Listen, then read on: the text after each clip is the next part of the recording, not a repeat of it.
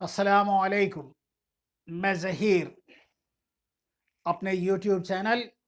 ظہیر روحانی فائدے میں اپنے سبھی ویورز کا استقبال کرتا ہوں۔ اعوذ باللہ من الشیطان الرجیم، پناہ مانگتا ہوں اللہ تبارک و تعالیٰ کی شیطان مردود سے۔ بسم اللہ الرحمن الرحیم، اللہ کے نام سے شروع جو نہایت مہربان رحم فرمانے والا ہے۔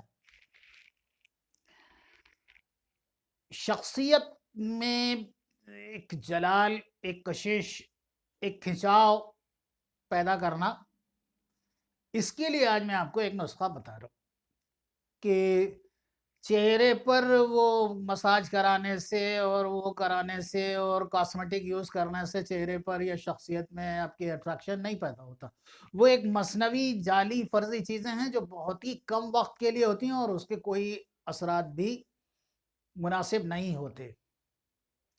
کچھ ایسا کیا جائے کہ اللہ کے مقدس کلام سے مدد مانگی جائے، اللہ سے طلب کی جائے کہ آپ کی شخصیت ایسی ہو کہ آپ کی نگاہ میں جو شخص دیکھے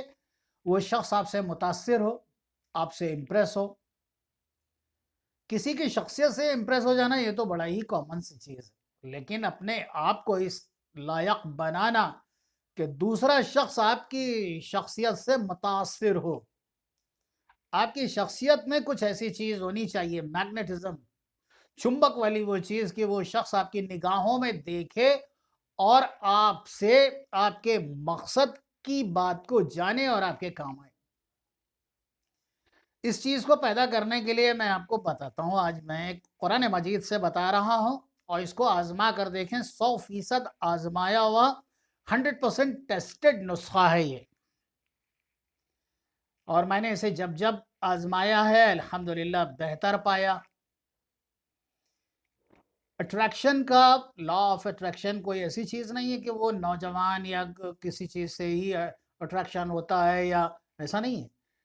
خوبصورت جانور ہو اس میں بھی آدمی اٹریکٹ ہوتا ہے، خوبصورت نیچرل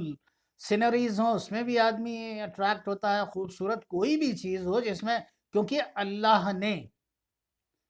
بندے کو، انسان کو جب تخلیق کیا تو اس میں خوبصورتی کی طرف للک اس نے پیدا ضرور کی، اس لیے ہر وہ چیز جو حسین و جمیل ہے،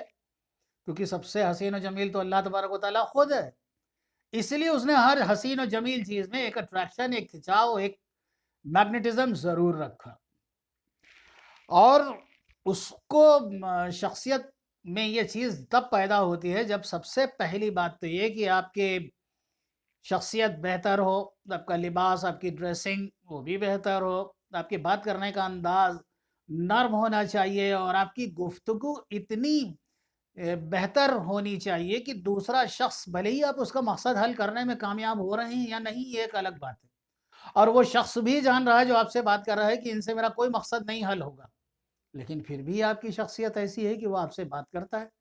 آپ کو سلام کرتا ہے۔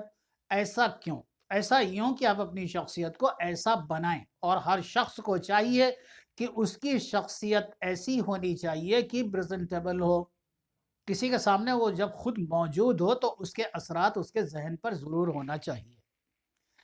اور اس چیز کو پیدا کرنے کے لیے سب سے پہلی بات تو یہی ہے کہ آپ نماز کی پابندی کریں۔ جب آپ نماز پڑھتے ہیں تو اللہ کی رحمت آپ کے ساتھ شامل حال ہوتی ہے، ظاہر ہے آپ کی شخصیت میں کھنچاؤ پیدا ہوتا ہے۔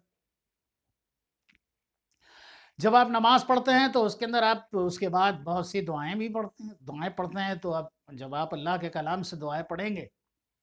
تو بھی آپ کے اندر جو ہے شخصیت میں کھنچاؤ پیدا ہوگا، ایک اٹریکشن پیدا ہوگا۔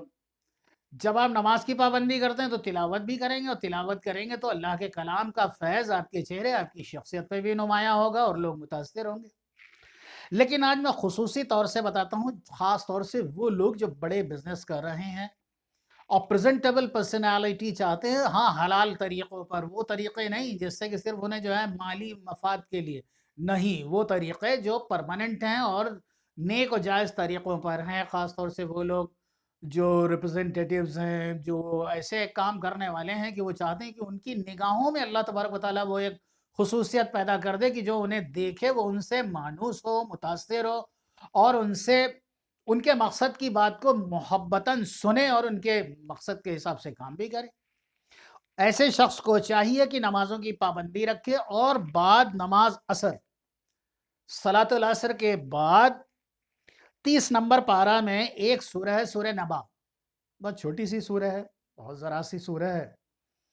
30 نمبر پارے میں سورہ ہے سورہ نبا، 3 مرتبہ سورہ نبا پڑھیں ماں بسم اللہ کے۔ پڑھنے کے بعد اسے اپنے ہاتھوں کی انگلیوں کے پوروں پر دم کرے اور اپنی آنکھوں پر اور چہرے پر پھیر لے۔ 30ویں پارے کی سورہ سورہ نبا، بعد نماز صلاۃ العصر، بعد صلاۃ العصر 3 مرتبہ ماں بسم اللہ کے پڑھے، اپنی انگلیوں کے پوروں پر دم کرے اور انہیں اپنی آنکھوں پر اور اپنے چہرے پر پھیر لے۔ اور اگر اس سے بھی بہتر چاہتا ہے تو اسے گلاب جل، روز واٹر، یہ آپ کو